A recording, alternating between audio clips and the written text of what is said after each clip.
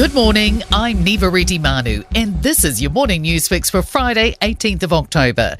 In this update, Chloe Swarbrick is confident the Green Party has met the threshold to oust former MP Darlene Tunner from Parliament.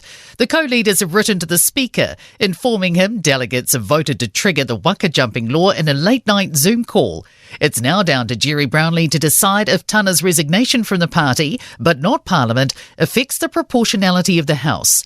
Swarbrick says about 330,000 cast their vote for the Greens at the last election. We now have 14 members in our caucus and do not have the resources, but also the proportional allocation of questions and otherwise speaking slots in the House.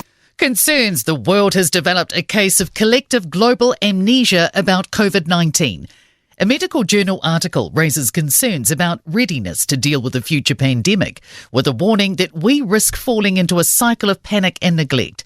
It says future pandemics need to be seen as more than just a health issue. Co-author Professor David Murdoch says COVID proved this by affecting economic and societal functions. He says pandemics are national security issues and need to be managed as such. The government is triggering mandatory trade negotiations with Canada in a bid to resolve a dairy scrap that's dragged on for years.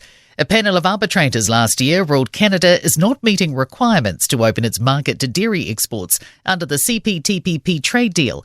Political reporter Demelza Jackson has more. Trade Minister Todd McClay says the Canadian government's failure to comply has forced New Zealand to escalate this to the next step. Negotiations must begin within 15 days, and if they fail, New Zealand could begin applying tariffs to Canadian goods entering the country. McClay says he estimates New Zealand has lost a couple $100 million worth of exports over several years. It's understood Hamas leader Yahya Sinwar is dead. Sky News is reporting Israeli Foreign Minister Israel Katz has confirmed Sinwar's death. Katz is calling the Hamas leader's death a great military and moral achievement. He says it creates an opportunity for the immediate release of hostages and a new reality in Gaza. A big day for workers at Timadu's Meatworks. Alliance Group will confirm the future of its Smithfield plant today, following last month's proposal to shut it down. Employees have been called to a 9 a.m. meeting. A marketing expert says it's not just price that's attracting people to online site Temu. Tearfund research shows 1 in 4 adults have recently used the site.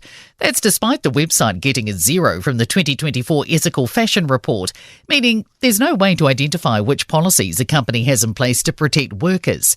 Massey University marketing professor Bodo Lang says apart from the low prices, Temu offers products that can't be found at New Zealand bricks and mortar retailers.